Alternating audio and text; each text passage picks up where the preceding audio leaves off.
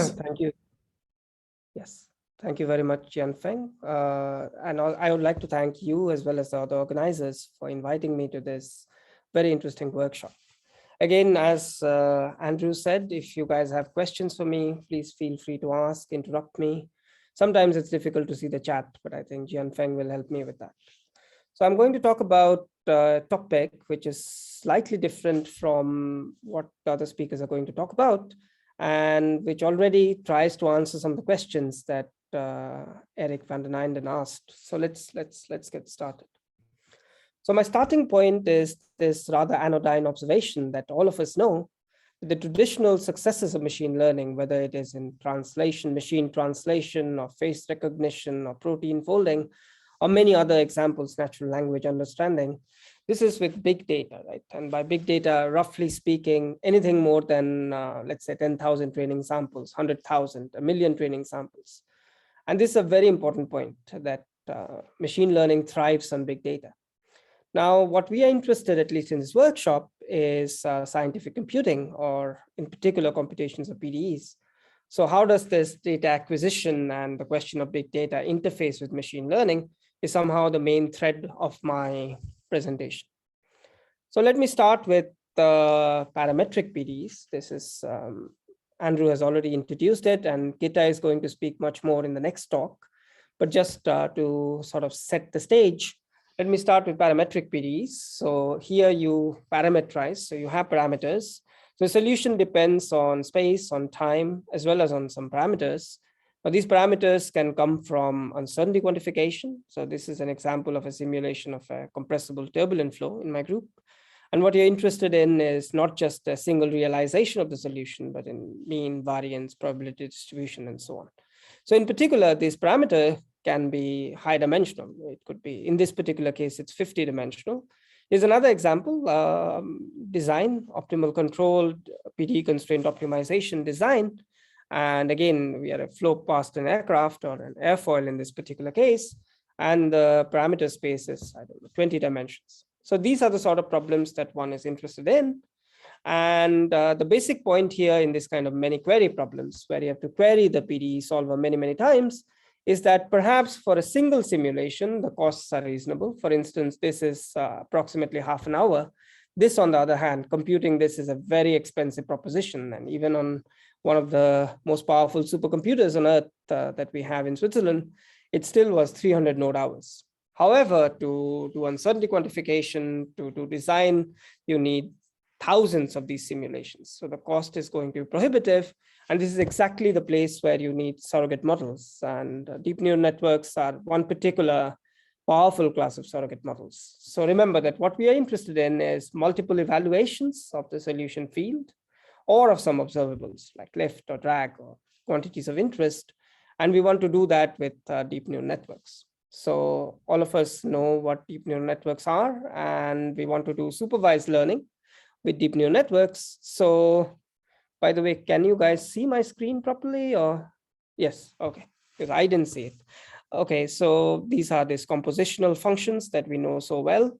And one of the points that was mentioned is training sets, right? So it's very common to train with data chosen randomly with respect to some input measure, and you use some stochastic gradient descent to find the best parameters for the neural network.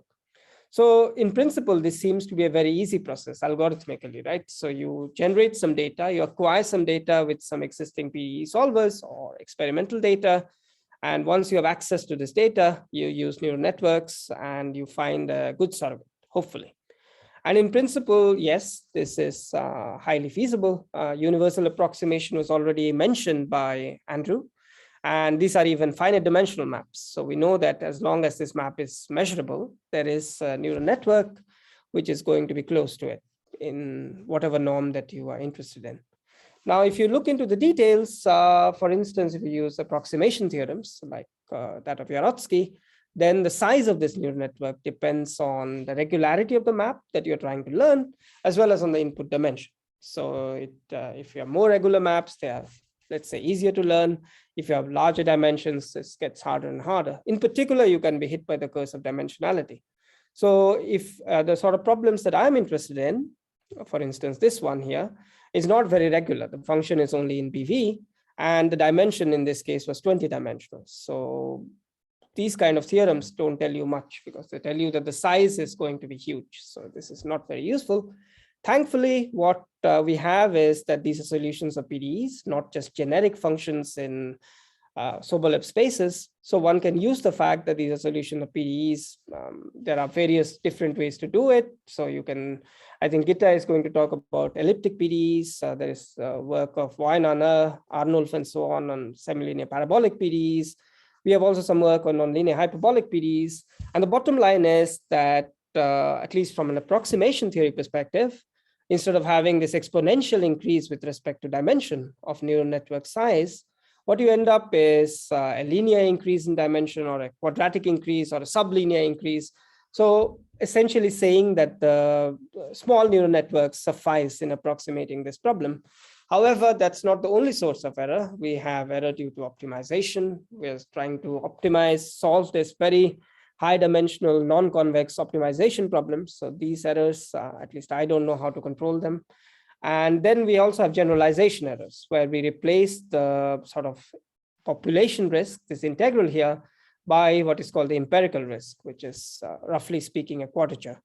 And again, there are generic theorems. One can use Rademacher complexity, concentration inequalities, covering number bounds. There are lots of different techniques. But the bottom line, which is what also Andy alluded to, is that the total error is going to, if you're lucky, scale like square root of n, total number of samples. So bottom line is, for many, many PDEs, the overall error behaves something like this. So it depends on the size of the neural network, and also its weights and so on. And it depends on the number of samples that you have. And it depends with the scaling of square root. And this for me is a big problem. Okay, for many people, this is fine. But the reason is that we are trying to learn in a data poor regime. Remember that for me, a single simulation was very expensive. Like this simulation cost me 300 node hours on a supercomputer. Trying to do this 10,000 times, because to get a error of roughly 1%, when this, the numerator here is about a 1, is 10,000 samples. Now, this is prohibitively expensive. So this is a challenge. So we have to learn maps of low regularity, lots of complexity, and we have to do it with not this big data, the traditional big data regime of machine learning, but let's say with more moderate data, maybe 1,000 samples or even less, 100 samples. Can we really learn with 100 samples? That is sort of an important challenge. So big data, at least in many cases, is not feasible. Perhaps one has to stick to moderate data. And there are various tricks, and various groups are working in this direction. One thing which I think Andrew already mentioned is since we are doing scientific computing, we have a lot of room for maneuver to design this sort of training measure or the training points. We don't have to stick to just random points. We can have much more structured data points. One example, for instance, would be to use what are called low discrepancy sequences, especially in moderate dimensions. So instead of using random points, you use something like Sobol points or Halton points, which are better distributed or equidistributed in your parameter space. And then what one can prove is, depending on the regularity of the map, if the map is in some bounded variation, then we see that the sort of generalization gap behaves like 1 over n. 1 over n is much better than 1 over square root of n, right? Instead of 10,000, you can work with 100 samples. There is a logarithmic correction, nevertheless. So it can't be used for very high dimensions. If you have much more structure on your map, for instance, if you have a solution of an elliptic PDE, then one can prove that the map is going to be analytic, holomorphic, and then one can even have quadratic convergence independent of dimension. And this is seen in numerical experiments. So this is one way, by curating the choice of your training set, is one way to reduce this issue of whether you have big data or moderate data. Another trick that one can use is to use what is called multi-fidelity or multi-level training, but that's for another day. So using these kind of tricks, and there are many more, what one can do is one can do some fairly realistic problems. And again, I think Andrew already mentioned about Navier-Stokes. So here is compressible Euler or compressible Navier-Stokes equations. And what you're interested in is predicting the drag or the lift or the whole field, the stationary flow field. And here, as you can see, I have enumerated the runtimes. To generate a single sample by using a finite volume solver is, let's say, half an hour, or 10 minutes, half an hour, something like half an hour. And then we have neural networks, which are fairly small, as the theory predicts. And we have not many training points, 128 training points. So the training times are also added here. So even for the whole field, the training took 1 hour. But the evaluation times, these are depending on what you're evaluating. For instance, for the lift and the drag, you have several orders of magnitude variation or speed up, and the errors are still within 1 to 2%, even for the whole field. So now I'm predicting the entire flow field around the aircraft or the airfoil in this particular case. The evaluation time was only 0.2 seconds, whereas the runtime here could be half an hour, let's say. So you have significant speed up, even if you want to make the prediction of the whole flow field. So this was an example where this does work. Another example is to do uncertainty quantification. And here, I think this was a question by Professor van den Einden. You cannot neglect the training times anymore, because I could have just used a lot of samples and done my uncertainty quantification. So you have to include the training times.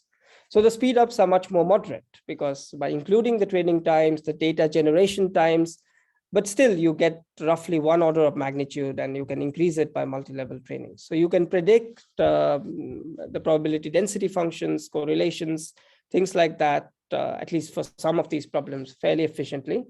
You can do constrained optimization. You can do PDE constrained optimization. Again, I use the same example time and again. So you have an airfoil and you want to minimize the drag at constant lift. You do that quite efficiently. And again, the main point here is that the data acquisition costs have to be taken into account, and you need some sort of an active learning algorithm. You need to learn what are the good points. You need to localize, as Andrew said, around the local optima. And then you see a speed up of approximately a factor of 30. So there are many examples like this. Last example in this respect would be to do a tsunami simulation, a prediction of a tsunami simulation. We're interested in predicting the time series at different locations. And these are some of the worst fits that we got. Other fits were much better. And again, the point here is that here you can use offline training and online prediction, like a reduced basis method. And the point is you had 60 minutes for your, let's say, full run with uncertainty quantification. And now you can do it under a second, roughly 1/10 of a second. So you get these speed ups. But remember that the key here is not to have infinite amount of data, but to do this learning with as little data as possible, let's say 100 to 1,000 data samples. Now, so I have not yet spoken about physics-informed neural networks, but now these come. So remember that here the whole point was that you have to do your learning, supervised learning with moderate amounts of data. And this is only feasible, I think this was also discussed in the previous talk, this is only feasible when you have PDE solvers where the first solve or one solve is reasonable computationally. For instance, here, the shallow water solve takes, I don't know, 10 minutes, let's say, or something around that time. So you can acquire 100 or 1,000 data points. Also the same with the simulation around the airfoil or of the compressible turbulent flow. However, there are many situations where there are no such solvers, or availability of such solvers is limited. And I can mention different kinds of problems. For instance, you have very complex geometries. We all know how difficult it is to generate grids around them. So this, even a single solve might be very expensive or infeasible. You can have multi-scale, multi-physics systems. And the problem that was already discussed, which is PDEs in very high dimensions.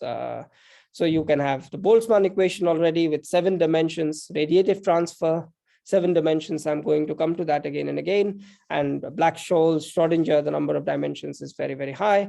So here, data acquisition becomes very challenging because standard PDE solvers may not exist or maybe too expensive. Multi-agent systems are also in that category. So at least in this setting where there is not even the possibility of a moderate amount of data, what do we do? So we can't really use supervised learning as we have seen. We have to do something which is unsupervised. And this is precisely where, or semi-supervised in some sense. So to learn in regimes where we have no data or small amounts of data, one possible alternative is physics-informed neural networks. So this is where physics-informed neural networks comes in. And I'm no expert on the history of this, because every time I give a talk, I have to revise the starting point further and further in time. But at least one can say that these have been around since mid 90s. However, the credit for sort of resurrecting it, as it were, reintroducing them, lies with the group of George Kaniadakis, with Raisi, Pertikaris, and essentially the group of George and his collaborators. So today there are hundreds, maybe even thousands of papers on physics-informed neural networks. So I'm not the inventor of this methodology. As I said, it stems from the mid-90s at least. But I'll try to elucidate or try to explain some possible mechanisms why pins work, some possible mechanisms, and we see how far I go. So the point is, so pins, physics-informed neural networks, they solve PDEs with neural networks. So now there is no need for additional data acquisition. So let's try the central players here are PDEs and neural networks. So just to explain what pins are, I have to use a little bit of an abstract notation. So pardon me for that. So I have a PDE, which is written in this form, where this D is a differential operator. You can think of it as the Laplacian. Okay, yeah, you can think of it as the Laplacian or the heat equation or the Navier-Stokes equation, your favorite PDE. So of course, it's a mapping between two Banach spaces, let's say two Sobolev spaces. And then the inputs to the PDE are expressed on the right-hand side. So at least in this level of generality, the boundary or the initial conditions are implicit. Of course, I'll give you concrete examples later on. So you have a PDE, D of U equals F. That's your abstract PDE. And we are going to solve it, or we are going to approximate the solution of this PDE with neural networks. So again, this is my notation for neural networks. So you have this, this chain, this composition of affine and and scalar nonlinearities which come together. The main point here, and you have tunable parameters, the weights and the biases. The main point here is that my activation function is going to be a smooth one. So ReLU is not necessarily the best choice in this context.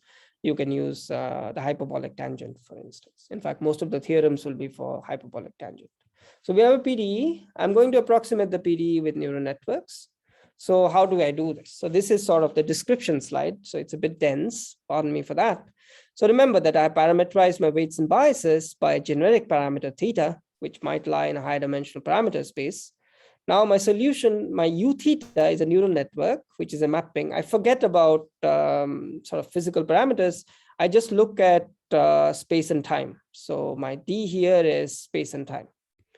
So now, so this guy is a function of space and time. So the space coordinates and time are its input. Its output is potentially a vector. It could also be a scalar. And this guy is going to be an approximation to the solution of the PDE. So that's the aim, right? And what pins do is that the central player in them is the pointwise PDE residual. So what do I mean by that? So remember that this D here is a differential operator. It could be the Laplacian, it could be the wave equation, it could be whatever you think of. So now I have a function, neural network, which is a smooth function, and I need to differentiate it. So I can differentiate it by automatic differentiation. So any standard machine learning framework like PyTorch or TensorFlow can do this. So I differentiate it. So essentially what I do is I evaluate the residual of the PDE pointwise. At every point in this physical domain, I'm evaluating the residual with respect to the neural network. So of course, this is not going to be zero, otherwise I solve my PDE exactly. But this is going to define how much of a mismatch do I have with the solution of the PDE at each point. Of course, we can't work just with pointwise entities. So what pins do is that they work with some norms on the domain, and this can be an integral. This can be an integral over the entire domain, and you minimize this integral. You know that your classical solution of the PDE gives you a zero. Whereas here, you minimize this. Of course, when we can't deal with an integral on a computer, so we have to discretize it with a quadrature. So you can, or it could be some more structured points like Sobol or even grid points. For some reason, it says my connection is unstable. Are you guys still with me, Jianfeng? Yeah, I mean, there was a small disruption, but okay. My apologies for it. I hope this doesn't happen again. So you have the quadrature, and then all that you version of the total residual, and you're going to find the best parameters in the parameter space, in the neural network parameter space, that are going to minimize this residual. Remember that 0, you get back the exact solution. Of course, it can't be 0. So you have to be very close to it, or hope to be very close to it. So now, instead of a classical supervised learning setting, where you take the mismatch between the exact solution of the PDE and the neural network, here you don't have the exact solution of the PDE. All that you have is this pointwise residual, and you're trying to minimize this pointwise residual. So the training is a bit different in that sense, or the loss function is a bit different in that sense. Let me give you a concrete example so that I'm not talking in ether. So you have the heat equation here, just the plain vanilla heat equation with some initial data and let's say 0 Dirichlet boundary conditions for all time. So what I've done is, now my sort of domain, this is just one dimension for illustration. So this is time over here. This is space. So you have randomly distributed points in space, also along the temporal boundaries as well as on the initial boundary. So this is the initial boundary here, and these are the temporal or the spatial boundaries of the domain. So remember that I have a neural network, which is now just a function of space and time. At each of these points in the interior, I can define this residual pointwise, because I can do automatic differentiation.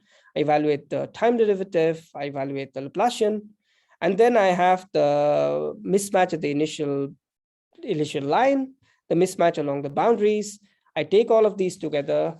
These are now random points. So I just form the Monte Carlo integral of the total residual, and I minimize them.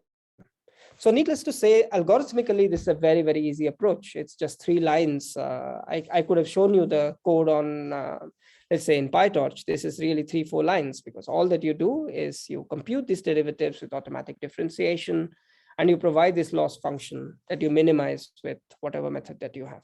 So in fact, it's the ease of implementation of pins which has made it so popular, because you can very, very easily use it. Now, my aim is not to just say what pins are, but to try to argue why they could be a good method, right? So remember, let's fix some language to talk about them. So I have a solution to the PDU. Let's keep it a bit generic at the moment. And remember that I have my deep neural network, which is parameterized by theta. So my objective is to ensure that this entire algorithm, where I minimize the discrete residual, results in a small total error. So total error, for instance, can be measured in some LP norm. However, the pins, they never look at the exact solution. They don't have any access to the exact solution. They only have the PDE, initial data, boundary conditions, but nothing else. So all that they do is that they work with the PDE residual. So in principle, sometimes you call it the generalization error, but let's say that this notation here refers to the total residual measured in some norm. But ultimately, what I'm minimizing is a discretization of this norm, which I call as the training error. So given a small training error, which is something that algorithmically I target, can I ensure that the overall result leads to a small total error, where my exact PDE solution has a small error? Now, this is sort of the basic question that comes about. And almost immediately, there are several interesting small questions that come about. The first is, when you're saying that you're targeting this PDE residual within the class of neural networks, is this a quantity worth targeting? Is it, are there neural networks where this is actually small or not, right? So we have defined these quantities.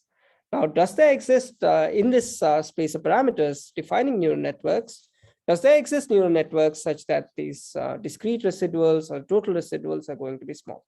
So that's the first question. Because if they are not small, what's the point of even targeting them and trying to minimize and target them? But that's not enough, right? Because having access to a small residual does not mean that you have a small total error. It would be if I'm able to bound my total error in terms of my residual, right? Because then if my residual is small, it should imply that my total error is small. But again, there is another complexity, that we don't have access to the total residual. We only have access to a discrete version of it. Remember, this is the thing that we have access to. So now the question is, does a small training loss, which is a small discrete residual, does that imply a small total error? So if you can relate the training loss with, let's say, the total residual, and the total residual with the total error, then this program is going to be complete.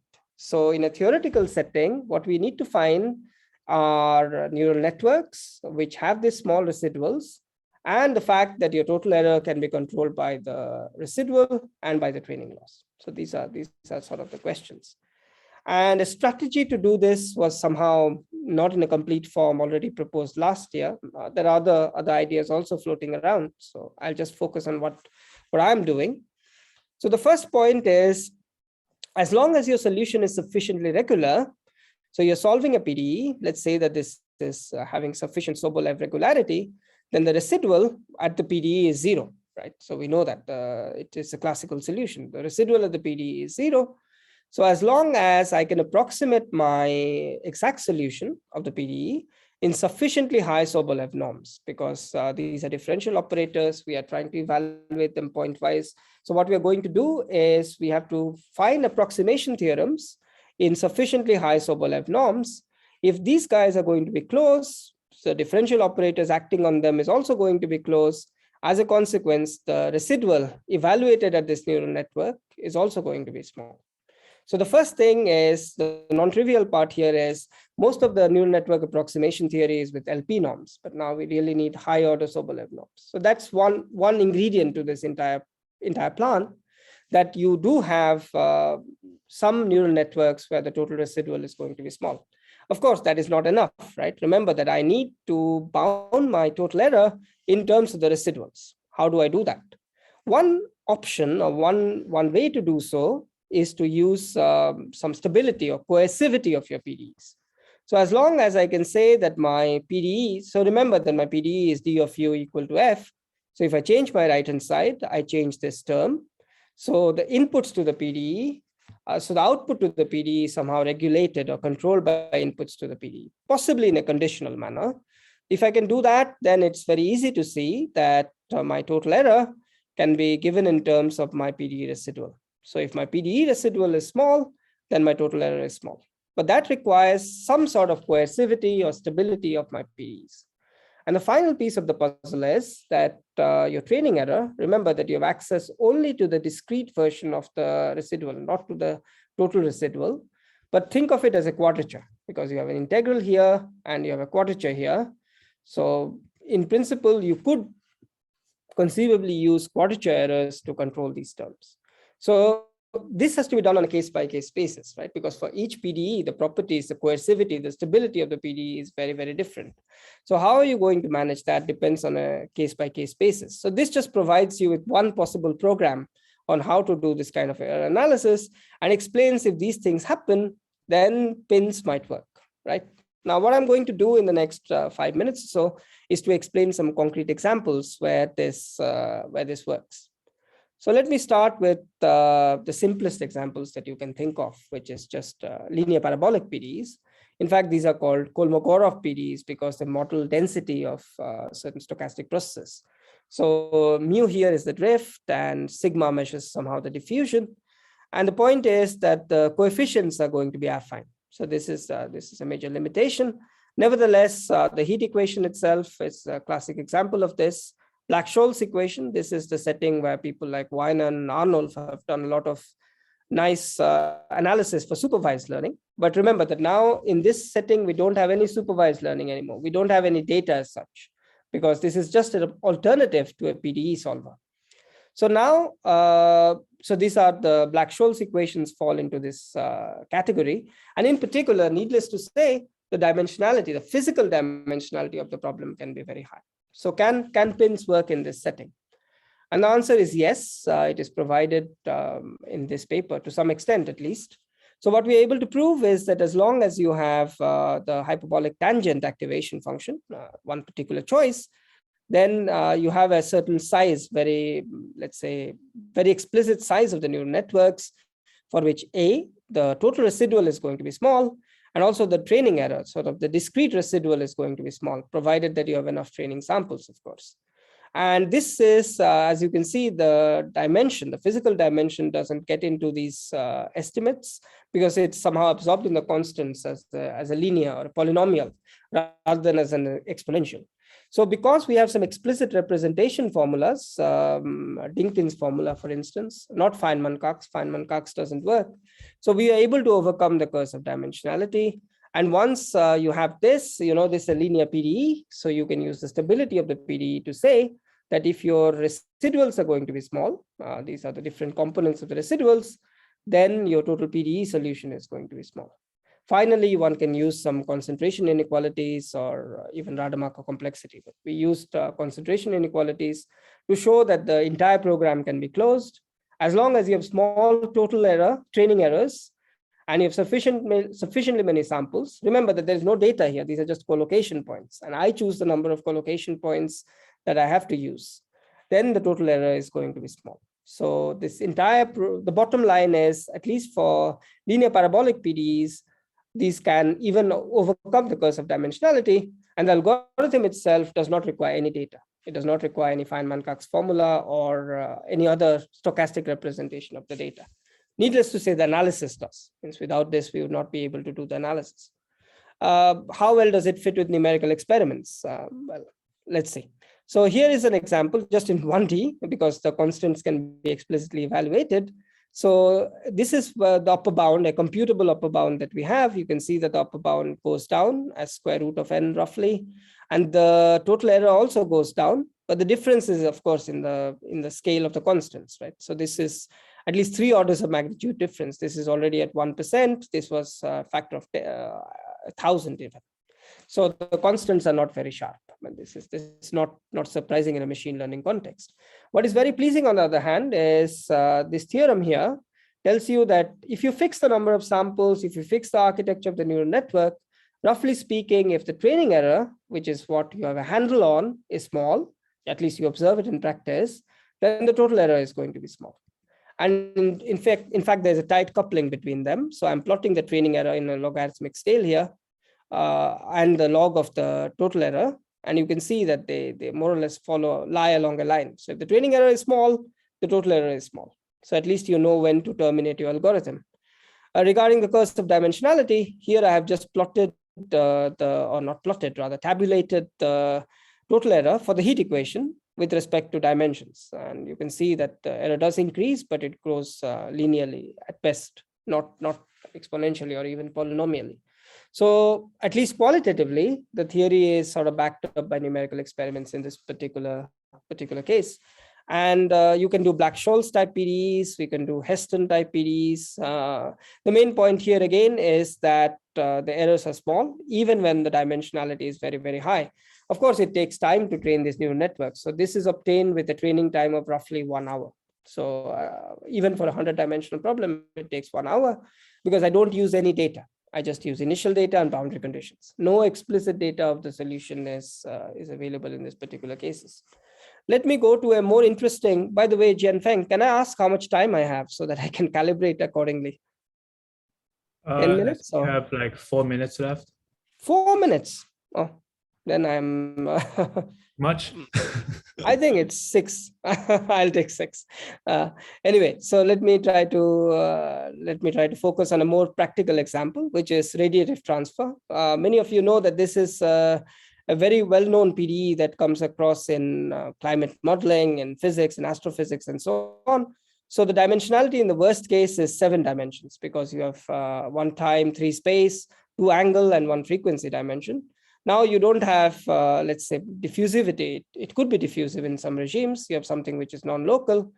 The bottom line is that since the method is sort of dimension independent, you can do let's say the full difficult problem, which is in this case 6 dimensions.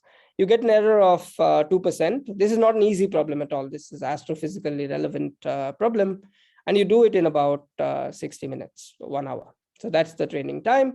And this beats finite elements, because I've also done this with finite elements. So there the wall clock time is about 20 hours. So same problem is approximately a factor of 20 faster. So let me just quickly say, because I have to wrap up very quickly, you can do this for nonlinear equations. So this is incompressible Navier-Stokes equation, something that Andrew already mentioned. You can get similar results. The main point here is that your constants now depend explicitly on the vorticity. So if your vorticity gets worse and worse, of course, it's not going to be a very good method. But this is very similar to what we have for traditional numerical methods. So it requires a bit more smoothness than a traditional numerical method does. So let me just quickly go and show you another example. Nonlinear dispersive PDEs. These are nonlinear wave equations. Again, the solution is smooth enough. In this case, you have solitons. So you have this big soliton catching up the small one and coming out. And you can see that this is solved to 0.1% error, almost no error. Here is a parametric version of the same problem with a single soliton, but it's a 6-dimensional parametric problem. And again, it's solved very, very quickly. So this works, but it's incumbent on me to show you an example where it doesn't work, right? And here's an example where it doesn't work, which is to take the viscous Burgers equation and let the viscosity go to 0. So the theory tells us in this particular case that the constants are going to blow up at least around a shock, because the estimate blows up, the L infinity norm of the gradient blows up, and you see that. So you do see that around a shock, this point-wise control of the residual doesn't help. Around a rarefaction, on the other hand, which is still, let's say, a weak solution, you can manage, because now the gradient doesn't blow up, and you see that the errors are fine. The final point is, okay, there are ways to how to overcome this, but maybe I mentioned that in the questions. So there is something, there are different weak versions of pins where this might work, but I save it for the next problem. So the essential point here is that if you have small amounts of data or no data, actually I didn't need any data for pins to work. If small amounts of data is available, there is a better empirical performance, but there is no theory to explain why small amounts of data could help. There's good heuristics, but you don't really know. However, for some problems like inverse problems, data is a part of the problem. And in this case, there is a sort of a seamless integration between data and pins. Let me just give you this. I'll finish in 2 minutes. So this is an example of a data assimilation or a unique continuation problem. So you are given observations of the PDE. You know that it solves, let's say, the Stokes equation in the whole domain. You're given observations of the PDE only here, let's say velocity measurements here, and you have to infer the solution in the whole domain. So this is like a unique continuation problem. And algorithmically, it's very easy, because you know that it solves the PDE everywhere. So you sort of minimize the PDE. And here you have some additional data. So you just add to your loss function. So now loss function has a PDE residual, and it has some residual due to the data. And this is, in fact, George Karniadakis. Let me just focus on this example.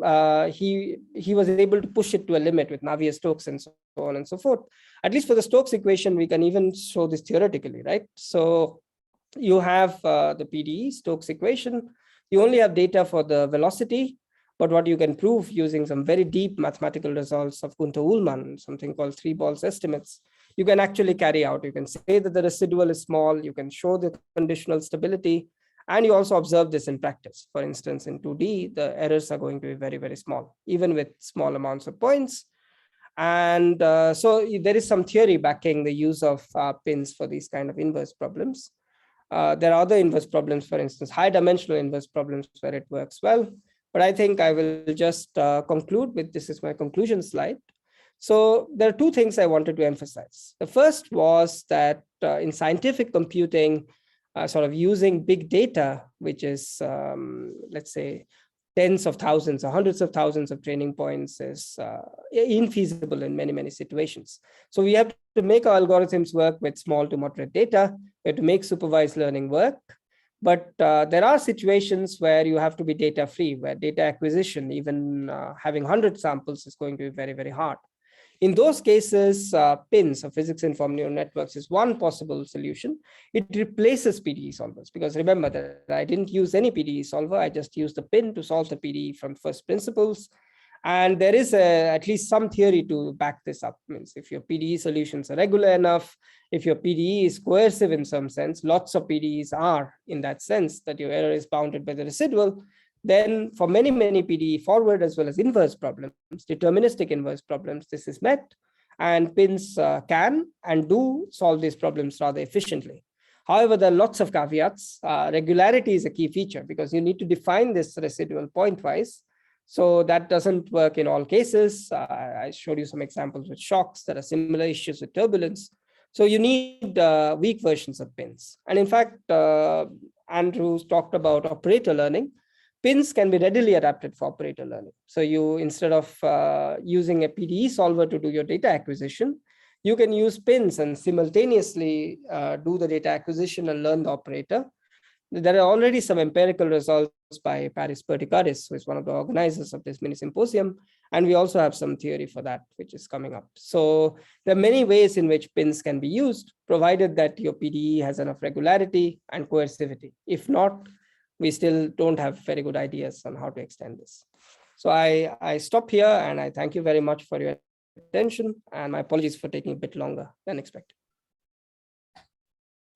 Very nice talk. Thanks. There are already a couple of questions in the chat. So I think Michael Brenner is the first. Yes. Yeah. Shall I check it or no? How do we do it? Yeah, I think Michael unmuted himself now. So Oh, Michael, yes. Yeah. So thanks, Sid, for the nice talk. So I was just curious. I mean, can you comment on why parameterizing solutions to equations with neural networks is better than using some other basis? I mean, the loss function that you're optimizing, could be optimized with automatic differentiation using any basis imaginable. And I'm curious if you have evidence that neural networks are more efficient or anything that is. Can you comment on that, please? Yes, this is an excellent question, right? Because in principle, I could have used anything here, right? Where is the, let me just go to the right slide here. It's an excellent question. So I could have used anything here, means this U theta could have been polynomials, could have been rational functions, could have been whatever. And why did I use neural networks, or why did George Kaniadakis and so on use neural networks, right? So I think one reason is, there are two reasons I would say. One reason is that if I were just use polynomials here, global polynomials, then also just theoretically, you can see that they're not well conditioned. In particular, if you have these high dimensional applications that I just gave you with the heat equation or the Black-Scholes equation, then suddenly there is a curse of dimensionality with polynomials, which potentially has been or can be overcome with neural networks. Neural networks are just better at approximating high dimensional functions, but so are other things which is possible. But I think in general, using polynomials, rational functions, the least squares problem is going to be ill-conditioned. We know that for a fact, that things can be numerically ill-conditioned. I think the basic reason, at least to me, is that you have PyTorch, you have TensorFlow. It's very easy to do these things. Sorry, I've always been curious about this, and I finally have the chance to ask. So, yes. but I mean, PyTorch and TensorFlow will work with any class of functions, and I mean, the architecture of neural networks is pretty arbitrary.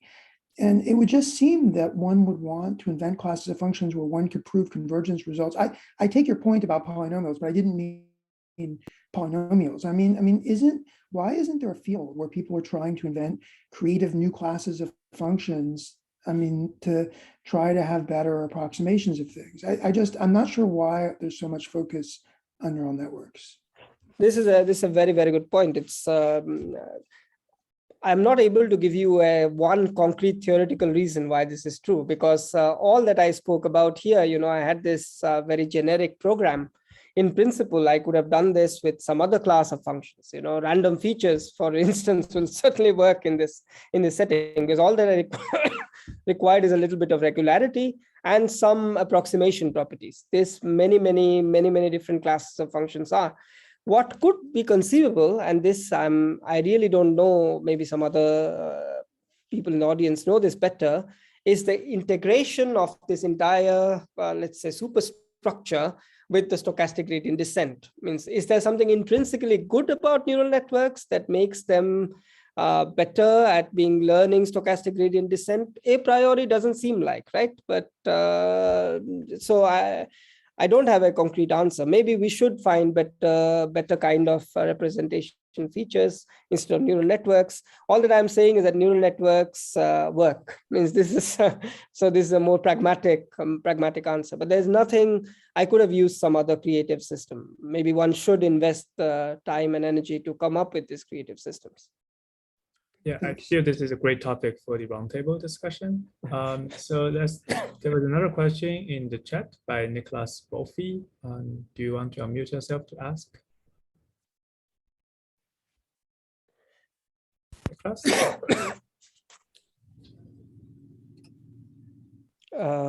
maybe I can even read the question somewhere. No? I think he's unmuted, but it's a bit long. Okay, I can ask if if he doesn't Yeah, want. So, sorry, can you hear me? I was okay. having some trouble. All right, I yes, can we hear you now. loud and clear. Yeah. Yeah, okay. Yeah, I was just trying to connect the beginning of the talk to the end of the talk. So you started by discussing improving the typical convergence rate of 1 over square root of n by using structured grids, right? And you said that in principle, you can do better. But then in the second half of the talk, when you were talking about your total error analysis, one of the key steps was kind of understanding the error of approximating kind of the true total error by a quadrature approximation. Right. And if I understand correctly, as soon as you try to apply one of these quadrature error bounds on the loss in high dimensions, this is going to do very poorly. So you'll kind of need to use a Monte Carlo integration technique. And once you do that, you're back to the land of 1 over square root of n error. So I was wondering if you could comment on this and discuss how you would actually choose the quadrature error bound. Yes, actually, you ask a very good question, and I probably didn't do a very good job of sort of combining the two parts of my talk, right? So the two legs to it. First of all, I said that in certain regimes, supervised learning works great, right? Means I showed you examples of that and so on. It works great, provided that you have reasonable access to data. And this can be, for instance, experimental data, which unfortunately there is not a lot of it. However, there is a lot of, let's say, you can do simulations and acquire the data. The question is, to me at least, pins are useful when you don't have access to this kind of data. You see my point? So if you have in high dimensions, for instance, radiative transfer, if I would have used for the inverse problem, for instance, where was the inverse problem? This is what happens when I don't stick to time. So in the inverse problem, where I infer, let's say, the solution from, or the coefficient here, the absorption coefficient from measured data, then if I would have used finite elements, it depends on, in general, you know, this is like several hours of computing time for each solve, right? So now if I used a surrogate, so I took 100 data points, which is at least 100 hours, right? There's no finite element code which does it for faster than 1 hour of wall clock time. 100 hours, use that surrogate in the inverse problem. This would be too expensive for me, right? So instead, with pins, I don't need access to that because the neural network is solving the PDE on the fly somehow, right? And I could do this in 104 minutes, 1.5 hours. So this makes this is where the difference is. It is true what you said, that if you are working in 100 dimensions, then you're back to square root of n, and this can't be helped. However, here there is a quantitative difference, right? The difference is that my n here is just the number of collocation points that I'm going to use. It is not some expensive data that I'm going to find with the PDE solver. So in principle, I could use as many grid points as I want. No one prevents me from doing that. In fact, as you can see here, I use 2 to the power 16. Isn't that like 16,384 data points in 100 dimensions? But these are not points at which I am acquiring. These are just collocation points. So I can take here square root of n is not a big issue for me because I can take n to be 16,000, right? Because I'm not acquiring data at these 16,000 points. I'm solving my PDE at 16,000 points. So there is a subtle point here, which clearly I didn't explain well enough, but I try to make that point, that no data is used here. So in any of these, of course, the inverse problems, they are based on data, but in the forward problem, no data is used. So there is a quantitative difference between square root of n is fine if I have 100,000 points. But it's not fine if I have to take 100,000 PDE solves. You see my point? Then I have to do something else, which is more structured data points. I hope that answers your question, Nick. Okay. Thanks, Sid. So let's thank the speaker again for the wonderful talk. So we'll take a 10 minutes break, and during which you can go to the Garotom that I just posted a link in the chat. For some social chat and so on. And please come back in 10 minutes for Gita's talk.